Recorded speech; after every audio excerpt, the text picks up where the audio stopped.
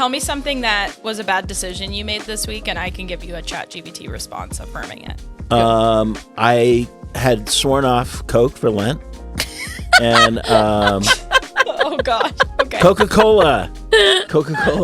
There's been like a lot of studies showing that like the reason why young adults are going to AI is because they perceive AI as non-judgmental and always available. The amazing kind of redemptive part of the story is his wife decided not to press charges, made a plea to the judge to please not prosecute these kids, and district attorney agreed to that. The kids were not prosecuted. Ultimately, who benefits from forgiveness is a question that you can ask. It is so hard, Tobin, to find wholesome family movies that are not animated.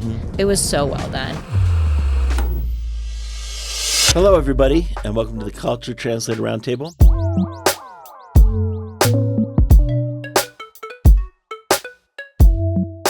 My name's Tobin Heim. I'm here with Jenna Mendel and Irene Tucker. Evan Barber, who's usually in this seat, had a baby. Evan had a baby? Yep. Or Evan's wife had a baby. No, Evan's wife had a baby, but you know what I'm just messing with you. At 2:50 a.m. Precious. I just saw he was offline on Slack. I didn't know he had a baby. You got to go to Slack. He posted photos. So we're all very excited for Evan. I need to check I don't know how I ended up hosting. I've been a guest with some frequency, but I've never hosted. Tobin, it's because you're awesome. Yeah, right. So this whole thing may be a hot mess. We'll find out. No way. Culture Translator this week, lots going on. There's some weeks when you look at culture and you're like, nothing really big happened this week. We've had at least a couple of those where we're kind of running around trying to figure out what are we going to talk about. This week was not one of those weeks. We had some good stuff happen in culture. So one of the first things that happened is there was a new song by Ella Langley called Choosin, Texas.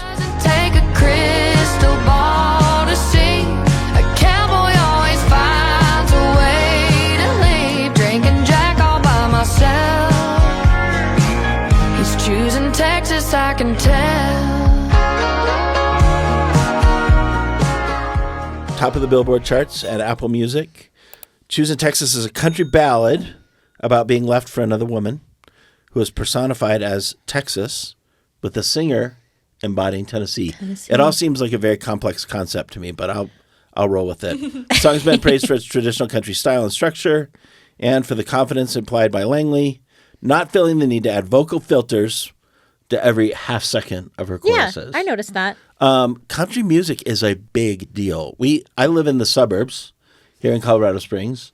I see kids in cowboy boots and fancy jeans and Ariat shirts and an occasional cowboy hat all the time. And we're not in that part of the world, right? It's not like we're in Texas. We ain't in Texas and we ain't in Tennessee.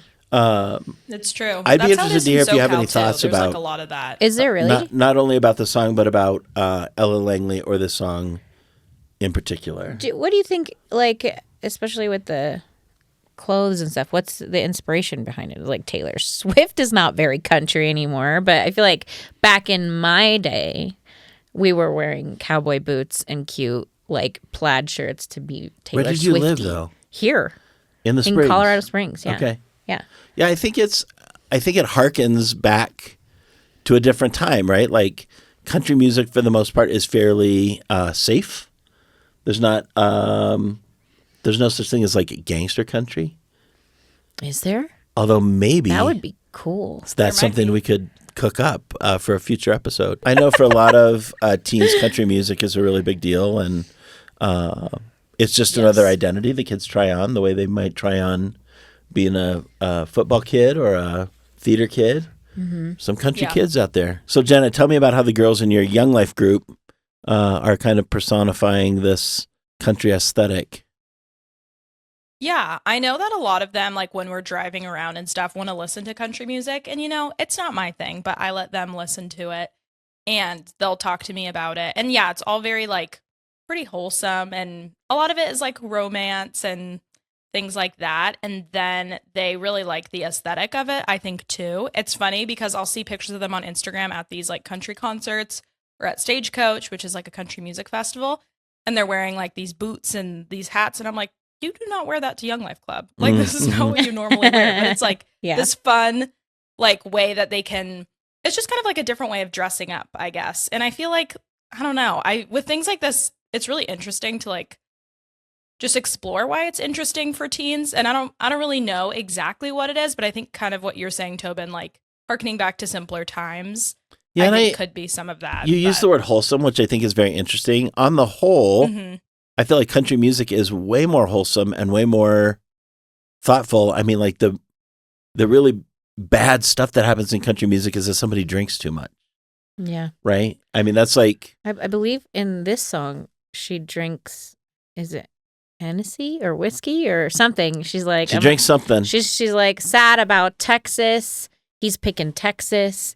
So Over she's going to have a Tennessee, drink and then she's a little sad about it. Yeah. So that's the extent of the craziness in this song. So, parents, if you want to listen to country music in your car with your kids, that's probably a pretty safe bet. There's not a lot of profanity. There's not a lot of risque content, if you will.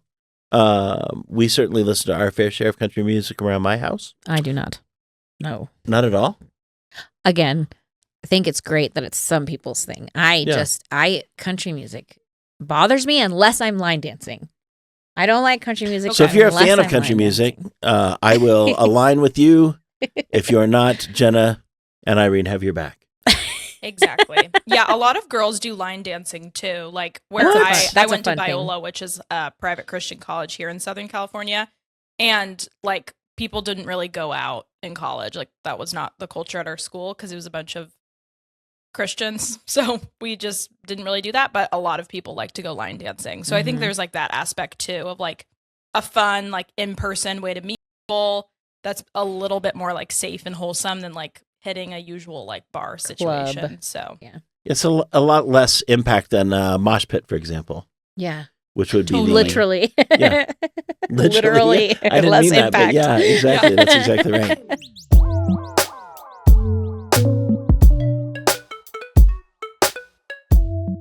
Should we get into our 3 conversations this week? Totally. Yeah.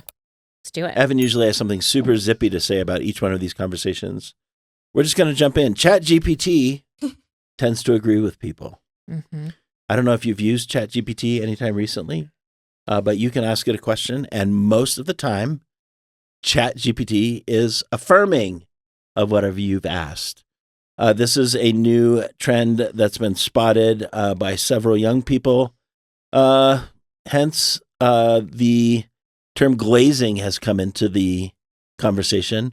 For those of you who don't remember, glazing was a slang of the week not too long ago. Irene, Mm-hmm. Yep. glazing is... I told you glazed me once and you got really offended by it. I was did, like- yeah, and I think partially that's because I don't understand what it means yet, but... So glazing is like over complimenting somebody and not really meaning it. In a summary, would you say that's true, Jenna? yeah, it's like the same meaning as gassing someone up a Yeah. little bit.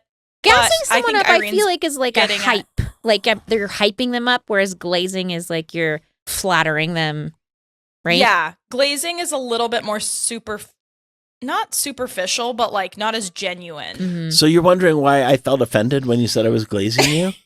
Well, I didn't- was right to be offended. I felt undeserved that your compliments were. But that was about undeserving. you, not about me. It was totally about me. Yeah, My you were not goodness. glazing me. So anyhow, if you tell ChatGPT that you hit somebody with your car, I'll be like, ChatGPT it's okay. might tell you that People that's all right. do that. Jenna's Uh, really good at impersonating ChatGPT. Who Yeah, is? Tobin, tell me something that was a bad decision this week, and I can give you a ChatGPT response affirming it. I had sworn off Coke for Lent, and Oh God. Okay. Coca-Cola. Well, Jordan's of course, mic. Of course. And I would have never assumed anything else. Well, apparently Irene did it. Goodness gracious. I swore off Tobin. Coke for Lent. And the other night I had a Coke and I felt bad that I violated Lent by drinking a Coca-Cola.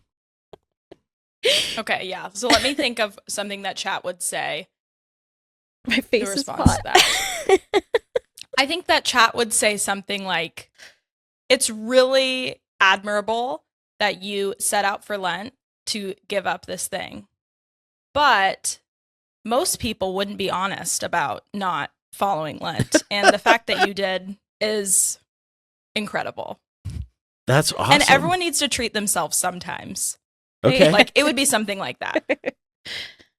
Yeah, I feel like it would be like, what you did is not so bad. You're doing Exactly. okay. Yeah. Exactly. Like, most people wouldn't even try to give up Coke. But look at you. You did it for a couple weeks, and that's admirable. Like, it's like something like that. Or like, especially with a lot of the videos, people would be like, ChatGPT, if you hit someone with their car, if you broke into someone's house, robbed a bank, like whatever. And all of them, they're like, and you're being honest about that. Like, chat is like kind of like building people up of like, well, like most people wouldn't do that, but you're doing that, and that's great. I think that's like what undercuts it. I think one of the interesting things that's happening with ChatGPT, I'm super into ChatGPT and Claude right now. Right, I'm learning everything I can about these two technologies. The thing that's interesting is that so many people are using ChatGPT for self-help. So it's not just, hey, tell me about this movie, or hey, where should I look for this new jacket? Yeah. But they're actually asking really deep and significant and meaningful questions. And the reality is, I think that's a little sketchy. Yeah, I mean, chat can help you research. It can help you plan, but it can't know you. Right. It can't have an intimate like relationship with you. And I think sometimes if we're taking this to teenagers, there may be like a loneliness or a desire of not wanting to expose something to friends. Or I spent a little bit of time with Young Life recently, and they said the reason that teens don't want to talk about certain things is because, especially over texting or whatever, is because they're scared of screenshotting and like people sharing. And there's this anonymity. Or anonymity. How do you say it? Anonymity about talking to chat and it being a secret, and chat helping you. But like, I feel like the Bible is always called discipleship to be embodied. Yeah. You know what I mean? And so I think that there's And I think chat is woefully unable to do that, right? Like, chat is not going to disciple your kid. Exactly. Right? Like, that's not but it's surprising to me the kinds of questions and the kinds of depth of conversation that people try to have with ChatGPT. It's really interesting. There was a article that we linked in the Culture Translator this week from Relevant magazine, which is a Christian magazine. And it says that based on some research with the Barna Group and the faith tech company Glue, if you guys have heard of that, they, in this article, say that 40% of Gen Z and millennials say that asking AI for spiritual advice is as trustworthy as a pastor. Woof. So that's alarming as someone who's going to seminary and wants to help care for people's souls. I'm like, no, you need a pastor. What do you think drives that? I mean, is it that people don't have real relationships, and especially not relationships with people that they would consider to be maybe a spiritual model or a spiritual leader, and instead, out of lack of opportunity, they're going to ChatGPT for that? Maybe both. I think there's a possibility of both, especially in crisis, and the shame that surrounds crisis. I imagine that it's both. I don't know. Wouldn't you say that? Do you think Jenna? chat makes people feel less lonely? No. I wouldn't think so either. But it might be able to de-escalate potentially a crisis, but it's not going to provide discipleship. Yeah. You know what I mean? I mean, as somebody who is going to seminary, how do you process this, Jenna? Yeah, I think with young people going to AI, it shows. Like, we talked about this when I was recording in person with everyone a couple weeks ago, but there's been like a lot of studies showing that like the reason why young adults are going to AI is because they perceive AI as non-judgmental and always available. And so I think especially with a lot of Gen Z coming to faith, even like on the internet during like COVID and things like that, whether you came to faith at that time, because that happened for a lot of people my age, like they weren't connected with the church. And then they kind of just, we saw that a lot with Biola when I worked in their admissions department. Like we used to have a pastoral recommendation on our applications, and then we removed that because so many people were coming to faith on the internet. And then they were put in a Christian college, which was amazing. And then they were able to get that like in-person discipleship. But a lot of people don't get that opportunity. And so they like go to church online or they go in person, but don't really know like how to get connected. And with a lot of like social anxiety among people my age, I think there's something really scary and risky about sharing when we feel like we really need help as Christians, because I think a lot of times the way that we treat church and the way we treat theology is like, if I just get the right information in my head, like the right thing will come out. Yeah. Without the embodied discipleship that Irene is talking about and the relational aspect of discipleship, which is like, okay, I come from a particular family in a particular place, and I am bringing things to this sermon that I'm encountering, and I have my own stuff that I'm dealing with. Here's the crazy thing. You said always available and non-judgmental. And I think that's where most parents wish they were. And the fact that kids would say, oh, ChatGPT is always available and it's non-judgmental, so I'm going to go there. If as a parent, I embody that, right? I'm always available to you. If you call, I'm going to pick up. If you text, I'm going to text back. Yeah. And I'm not going to come at that from a place of judgment. That feels really bad that 40% of kids would say, that's why ChatGPT is attractive to me. Yeah. That's heavy. What a bummer, That's right? super heavy, yeah. So totally. Hopefully and ideally, God is someone who is always available to you. Yeah. Non-judgmental to you. Like God understands you perfectly. But God does not respond instantaneously and affirm every single choice that we make and everything that we say. And so I think that's going to feel less and less true for people my age as people continue to use technologies like this more and more. Right. And the way that they experience the presence of God is just going to be different. And I think because we're habituating ourselves to be affirmed in every decision and to get an instant response. Like, I think that instantaneous response to relieve anxiety is like a big part of why people are going toward these technologies. And you could say a lot more about that, but I think that's a big part of it. I think you're right there. And I think that Paul said to confess our sins to one another, to carry each other's burdens. All of those are like in verb, concepts. And I think that there's a fear of judgment, and there's a fear of asking someone to carry your burden. Yeah. I think like even before sin came into the world, God did not intend for us to be alone. You know what I mean? And so I think, but it is becoming easier, especially like what you're saying, Jenna, in this world with instant gratification, everything is instant. We also need instant relief, instant advice. Well, I think for some kids, getting some answer fast is better than getting the right answer slowly, right? Like, I just want that feedback. I want that hit of like, here's my question, here's my concern, and immediately it shows up. And that's very different than kind of the delayed gratification of, I'm going to ask a question and it may take a little bit, right? Yeah. It may take some processing. It may take some additional conversation, additional context to really get to an answer. But I think what is safe to say is ChatGPT is not going to disciple your kid. Yeah. Right? And I think as parents, we have the opportunity at every turn to just do what Jenna said, be available and be non-judgmental.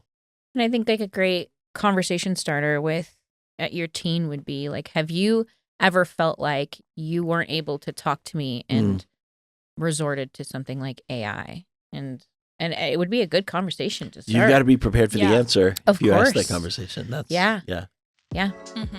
That's a great question, Irene. This podcast is made possible because of our generous donor community, which is called The Table. Tables represent many wonderful things in our world. They stop gravity from pulling our food and drinks clattering down into the floor. Aslan died on a table for the sins of Narnia. Tables provide a place to break bread and converse with the ones we love. And now, The Table is helping us support more parents and caring adults through culture translation. If you'd like to learn more about that, click the link in the show notes. We want you to know that week in, week out, our goal is to be there for you, helping to research culture, helping to create conversation starters, having intentional conversations. So if this is helpful for you, we'd love to invite you to be a part of what we're doing, to subscribe, share with someone who could benefit, and let us know what you think.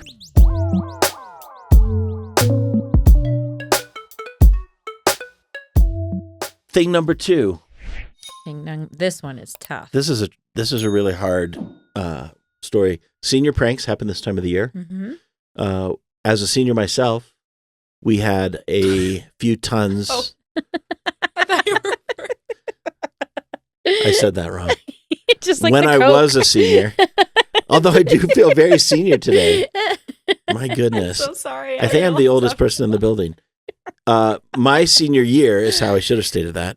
We had a lot of sand delivered, and we filled the senior locker hallway with sand and showed up to school in swimsuits and brought beach chairs.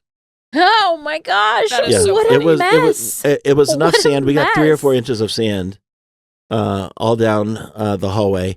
It was quite a mess Poor to clean up. teachers. It was quite a mess to Did clean you guys have to clean it up? up. There were Or did you make threats. freshmen do You know, it? there were threats that always happen this time of the year. If you don't clean that up, you're not graduating. And so we were pretty motivated to clean that up. I remember hearing a story about how these teenagers disassembled the principal's car And reassembled and it. reassembled it in the pool, like the Yeah, pool yeah, area right, or whatever. yeah. And that is just so out of control and also pretty cool. I've heard that same It's like story. really That may be impressive, but insane. that may be urban legend because I've heard that same story about they rebuilt the car on the roof of the school. There were a group of teens in Georgia who were going to pull a senior prank, and that involved, I believe it's called toilet papering, Mhm. a TPing. teacher's house. He's also the golf coach. He heard about it and decided it would be fun to go out and quote unquote catch them in the act. Mhm. He ran outside. As the kids were trying to get away, he slipped and was actually hit by a car. He was hit by the car that the teens were driving. Yeah, that the teens jumped into, and he was killed, Mm-hmm. which is a tragedy unto itself. The amazing kind of redemptive part of the story is his wife decided not to press charges, made a plea to the judge to please not prosecute these kids, and district attorney agreed to that. The kids were not prosecuted.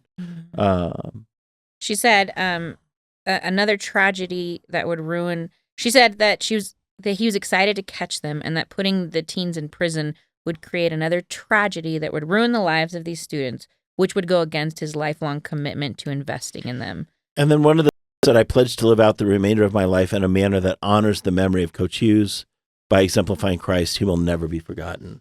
Yeah. So pretty hard stuff. I think the conversation for parents and kids is around the concept of forgiveness.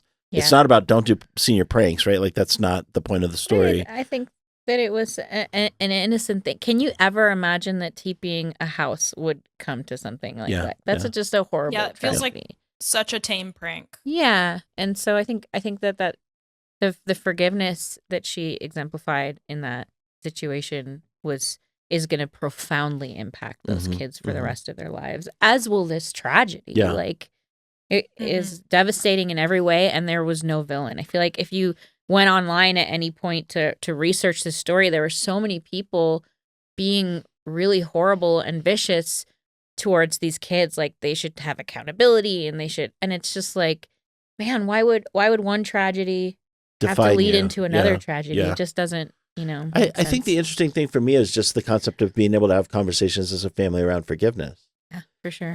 I know that a lot of parents struggle with asking their kids for forgiveness. Mm. And yet it's such a biblical mandate. And Jenna, maybe you can speak to that for a minute. But I think the opportunity to confess sins to your kids and ask for forgiveness, or when you blow it with them to ask for forgiveness, only begets that as the kid then sees that modeled, and their opportunity is to ask mom or dad for forgiveness. Yeah. And I think that's a hard thing for a lot of families to model. I think that kind of humility, I don't even know the right word. What do you have to possess as a parent that would put you in a position of seeking forgiveness from a kid? How can you reframe that? Yeah. So, like, as a parent, what needs to be true of me that I would say, oh, I really need to ask my son or daughter to forgive me for that? Is it humility? Humility. Or, Yeah. I mean, I feel like maybe the generation before us and even them, like, I do no wrong because I'm the parent. You know what I mean? And so saying sorry was a sign of weakness or whatever. And you never want your kid to look at you as somebody weak. And I feel like it's the opposite. Like, if you can really have humility and talk to your kids, like, I really messed up and I'm so sorry. Like, it's a huge You've done thing. that, right? All the time. What fruit does that produce? Like, when you do that, what is the response that your kids give you?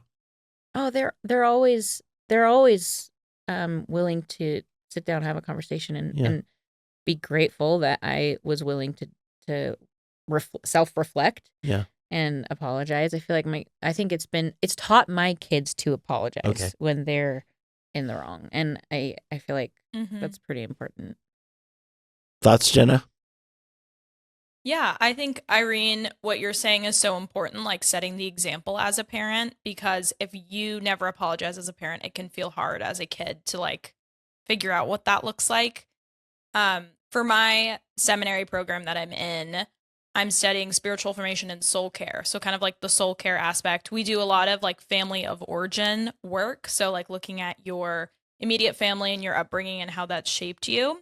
And it can be really easy as someone who does not have kids to be like, oh my gosh, my parents, they did so many things right and I still have all these problems. Like there can be kind of like this fear going into being a parent of like, oh my gosh, there's so many different ways that you can hurt your children. And we talk about that in our classes. And one of my professors, who's a psychologist and has 2 kids under 5, was talking about how like we can't just like read all the parenting books, read all the psychology books, and then just be a perfect parent. Like the ways that we can be the best thing we can do is repair. And she's always like, it's never too late for repair. Like it's not about doing it perfectly, but about repairing the relationship later on. So like, even if that looks like, for me, there's a lot of repair that I need to do with my parents. Obviously, I'm not going to get into that on the podcast, but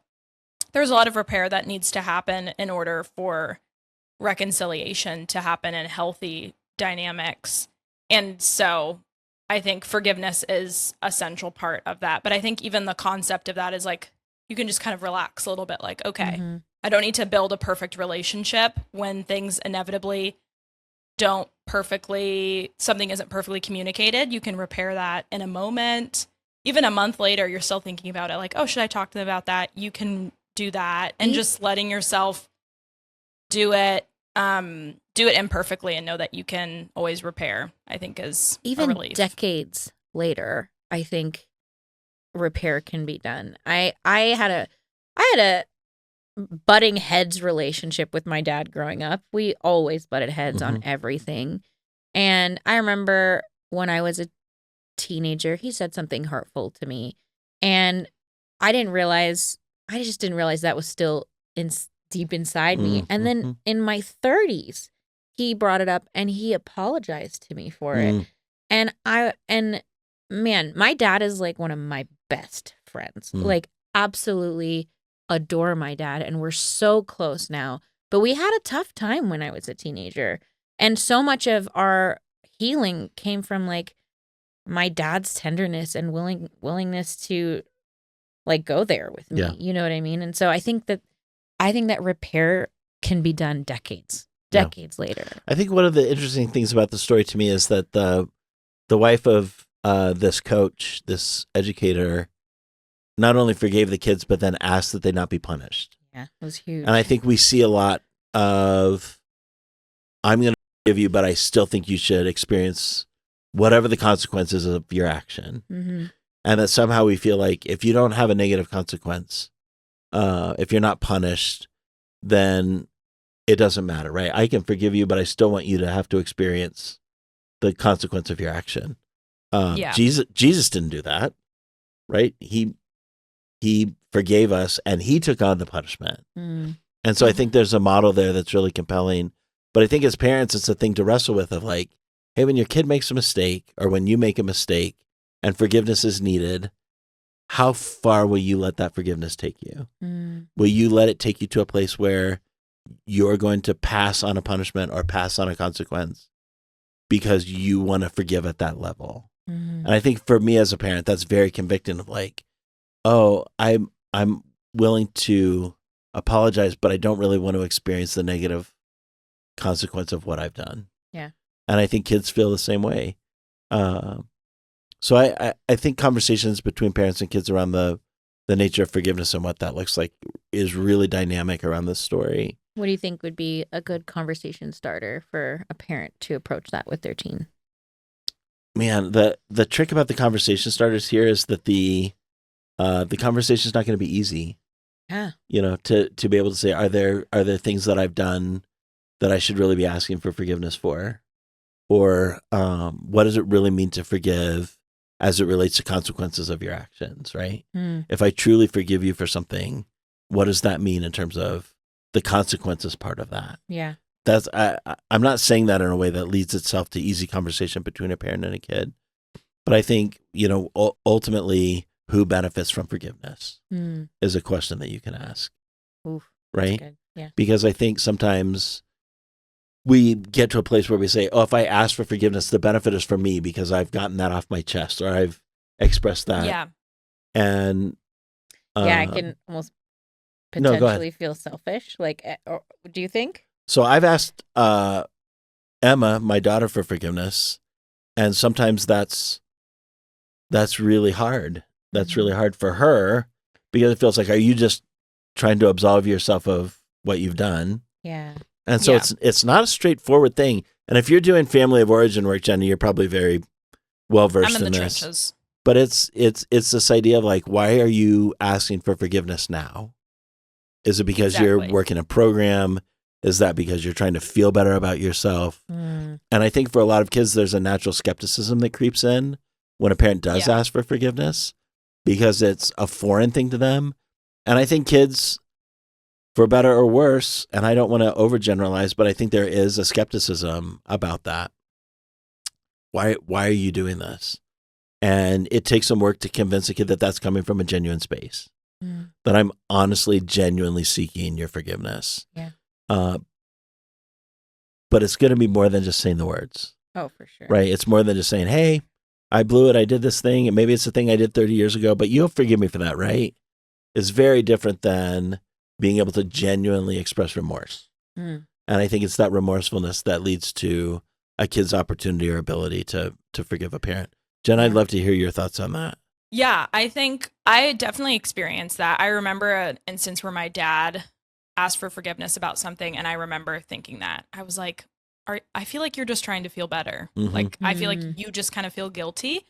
And I think a question that would have been helpful for me, that my parent, like to have a parent ask me is like, what is holding you back from forgiving me?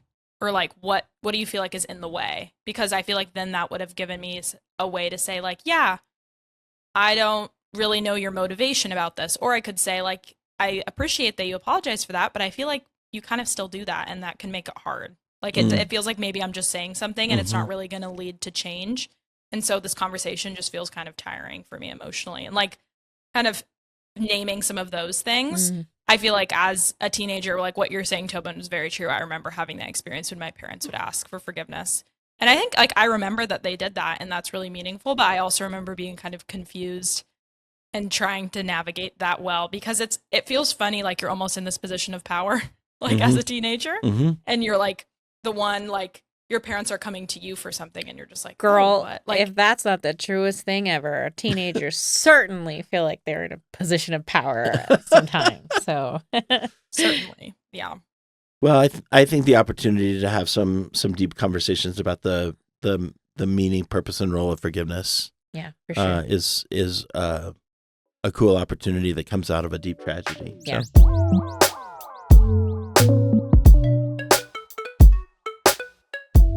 All right, thing number 3, titled Heart and Science.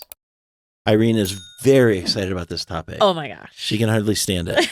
Project Hail Mary is a movie hitting the theaters this week, adapted from Andy Weir's best-selling book. Follows middle school teacher Rylan Grace, played by Ryan Gosling, not a bad-looking gosh. fellow, who is sent on a last-ditch mission to save the Earth. Oh, Yeah. that old thing. Okay, but Hit me. it was so well done. It is so hard, Tobin, to find wholesome family movies that are not animated. Mm-hmm. Like, that is just a tough thing, I feel like. So to take Yeah. my boys and my daughter even went to see it in a different state at the same time so we could all watch it together. We got to see an early preview. And I just walking out of the theater and going, I couldn't find like anything about that movie that didn't feel wholesome. There was maybe one joke, but it is directly from the book and it works and it's very funny. But other than that, it was just a really good feel good movie. And I think the directors had written, let me see here. He said Drew Goddard and the team said that empathy and compassion between the two characters, which is Ryan Gosling, who plays Rylan Grace, and a crab-like rock creature, is the superpower of the movie. And so it was about two beings learning to see the universe through each other's eyes. And it was just like, it was so well done. I can't say enough good things about Is this movie going to be financially successful? Oh, yeah. And do you think that's going to send a message to Hollywood that parents want that? Oh, man, that would be awesome. Yeah. Yeah. Ryan Gosling said that he made this movie for that reason. Yeah. Yeah, he wanted a family movie that was wholesome to see with his kids. When's the last time that happened? I mean, you have kids that age. When's the last time that you were able to go to the theater and watch something non-animated that was family affirming and life affirming and warm and funny and all those things you want? It seems like that doesn't happen almost ever. I mean, even Wicked had some scandalous elements this last season, and it was just like, come on, guys, this is Wicked. Why are we going there? Which A little spicy. it was a little spicy, and you're like, why that? So I think it's hard. If anything, it's few and far between. And it was even smart. It was like to me, it was like Interstellar, and I've heard this comparison as well. It was Interstellar and E.T. and funny. Like all the best things that you could put together. So if you're really looking for a fun movie to go see with your teenagers, I really recommend this one. So did you take your youngest? I plan to take him tomorrow. Okay. I plan to take him tomorrow, and he's 5. Right. And he So loves, this works across, if you've got kids from 5 to 15 or older, this is a really cool family opportunity. Of course, I would recommend go on to IMDb, check the parent guide, and see what you feel comfortable with. But I really think this movie could have been rated PG. It was very well done. Yeah. Is it scary at I'm all? so excited to see it. No, it's not scary. Yeah. It's not So scary. for a little kid, if you're taking the whole family, no jump scares, none of that. No, it was. I mean, maybe a 5-year-old won't understand the philosophical conversations between Rylan Grace and the alien, but it's my 5-year-old would have. your grasped 5-year-old probably would. Emma, yeah, I bet you're right. Jenna, what are your thoughts? What do you think about wholesome entertainment coming out of Hollywood? Oh, I'm excited. I just saw Hoppers, which is the new Pixar movie that was very wholesome, hilarious, and sweet. And my husband and I were like sitting in the theater, and I was like, I can't wait to text like my sister-in-law and be like, you need to take my nephews like to go see this. Like, it's so fun. Just because it feels like with so many movies, I feel like I put on my Christian lens as I'm watching it, and I'm like, okay, here are parts of this movie that are life affirming, that are good, that are showing things that are true, good, and beautiful, and I can affirm this art form, affirm the image bearers that made this. But then sometimes I'm like, oh, okay, we kind of have to leave some of that stuff behind, or some of that worldview behind. Sure. Like, just different things. I feel like I'm so used to doing that like work while I watch something, which is fine. I mean, that's why we're very passionate about culture translation. It's really important.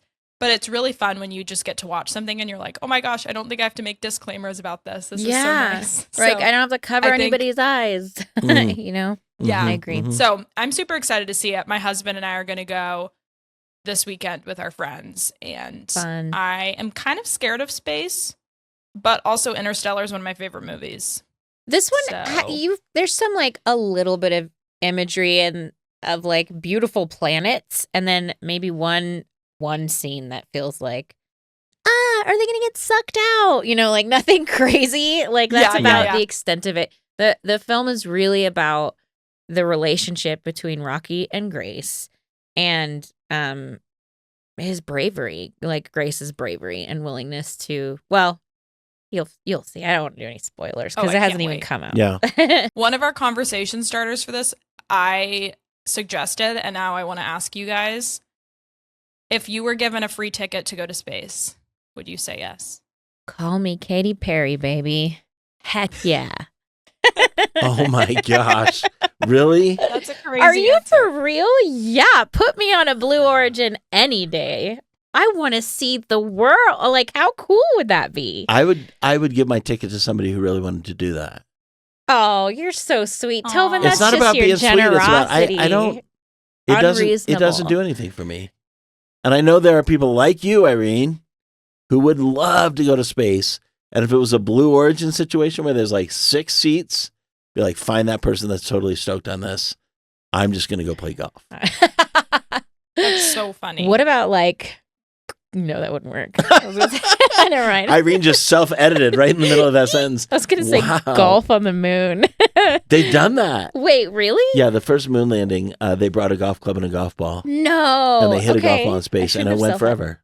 That kinda golf ball, I iconic. think, is still going somewhere out there towards Mars at this point. But It wraps That's so around. funny. it just I wraps do around. it. It's going to orbit the moon forever and ever and ever. I love it. So I I'm think definitely on the fence if I would want to go to space. If I think someone the issue offered is you a I've- ticket, huh? if someone offered you a ticket tomorrow, you would be like, So numero uno, I am stressed about like space travel. Like I think the traveling aspect freaks me out. I don't want to be in like that like Titanic submarine situation mhm. where it's like they thought they were getting this cool opportunity and then they blew up. Like I don't want to have that happen to me. And I just feel like it would. And I've had nightmares where I am like leaving the atmosphere and it was terrifying. ooh. But Have you looked because into I love that? Interstellar, I love space. Like I think it's so cool. And anytime I learn about it, I'm obsessed. Like I think it's awesome. So I think what would need to happen is I would need to be unconscious on the journey. And then I could, if I was awoke it in space, great. You're going to see So how like- that Then I didn't would- work out for Ryland. So like some cryo sleep, I think is what they call it. They're just going to Mhm. put you to sleep and freeze your body and then bring you back at the right time. It's not going to feel good. Oh, I can't imagine. I And all think the it- dry food they have to eat. I think that's Yeah. one of the coolest conversations. What Jenna just asked is such a fun way to get a conversation going with a kid. If you had the to lighten opportunity up to go some to of the space, heavy would you? ones. Because so much of what we talk about is heavy stuff. And there's some things that are just good and fun and amusing and Yeah. we get a conversation started. And as we talk about, as an organization, this concept of the one conversation, like get kids talking and keep them talking. It can't all be heavy, Yeah. right? Like you have to go in through a door of like, Right. this is just going to be an enjoyable conversation. When we're going on a car ride, when we're walking down the street or whatever it is, like here's a fun one to really launch into. And then if it leads to an opportunity to take your kids to a movie, that's even better. And read the book. Yeah. And read the I hope book it with your sends a kids. message to Hollywood. I think there have been other things in the past that have come out that have kind of inspired or sparked a little bit of a movement. If you look way, way, way back to some of the Christian movies that were coming out a bunch of years ago, Fireproof and others. I don't know if you remember any of that.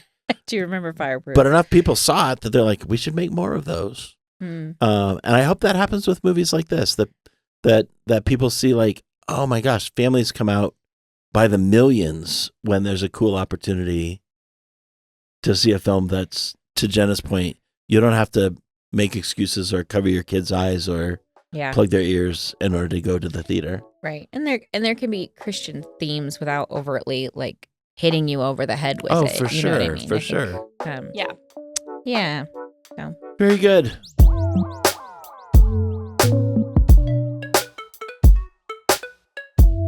Couple of other things that happened this week. Tell Feel free to us. jump in. The Oscars happened. Yeah, they did. Did you watch those? Are you kidding? That's kind Of of course your I deal. watched them. Yeah, they were amazing. Yep. Ryan Coogler was the second black screenwriter to win Best Original Screenplay. Isn't that crazy? There's been 98 Oscars and only the second black man to win for screenplay. I feel like That's incredible. we need to do better. Yeah. Yeah. There was also a tie, which is the first time in history that's ever happened. 2 short films. 2 short films tied. Mhm. What do they do? Do they give out 2 statues? They do. Wow. Yeah. They don't make them like it was arm the wrestle seventh. or something? It was the 7th time it happened, Tobin. Just The to 7th? clarify. Out of Yeah. 98. Oh, the Oscars. 7th time in the history of the award I think show there was a tie. then they say something like, "This is not a prank. Like this is for real," and people looked Yeah, confused. totally. And yeah, What else do we have? March Madness is about to happen. Actually, it's happening today. love sports. Yeah, I know. This is people may not know this about the Axis team, but generally not a big sports team. Not a lot of people that are interested in. We got CJ. Thank goodness. Yeah, we do have CJ. Good I'm thing. Yeah. huge into sports. You are a I sports mean, guy. that's my deal. March Madness is a pretty big thing. I'm glad you and I'm, CJ have. I'm each sure other. there are a lot of people that are watching those games right now. I have a friend that was kicked out of school because he took an entire 3 weeks off to watch basketball. He probably deserved that. Wow. Yeah, it didn't work out for him. Anyhow, NVIDIA, this one is really interesting to me. NVIDIA is a chip maker, but has also really fueled the AI move. They created an AI that makes games look better, quote unquote. Backlash ensued, with some users calling it slop, is an AI filter for games. So basically what they did is they created a chip and a platform that you can load animation into, and it makes it look better. There's a little bit of thought that strips the artwork out, and it's just a filter that goes in and makes things look improved, but it's not really a reflection of a human doing that. People got mad. I wish CJ was here because CJ, I don't know if you know this, has been known to play a video game. Yeah, he likes sports and video games. My gosh, what a guy. What a guy. Can't believe he's not here today to talk about that. Noah Kahan, you may know him from Stick Season, which was a best-selling album. He's in a documentary following his mental health journey on his last tour. It'll be out in April. I kind of love those. Have you seen any of the Selena Gomez one? Was actually really good. I love that they're doing like tour documentaries. I think that's really Well, cool. and anything that brings light to mental health issues, I think is super helpful. Those conversations, we hear a lot at Access about families having to have conversations, very hard conversations about mental health issues. Having a documentary that brings that to the forefront is such a cool way to start a conversation, to say, hey, let's watch this thing together. You like that album? Let's check it out. Yeah. And then it provides an opportunity for such rich discussion. So Yeah. don't miss the opportunity to check out Noah Kahan's movie, Out of the Box. Or Out of the Body. I don't know why I said Out of the Box. Out of the Body. It sounds like the phrase out of the box. Could have been. There you go. Hey, this was super fun. Irene, Jenna, thank you. Yeah, thanks for hosting, Tobin. I feel unworthy. I can't wait for Evan to get back and do this well. Well, You did a great job, Tobin. I- It's okay. You do it your own special way. Evan does it his own way. I do the best I can. It's great. I do the best I can. Thank you for listening, and we'll see you next week. bye. Bye.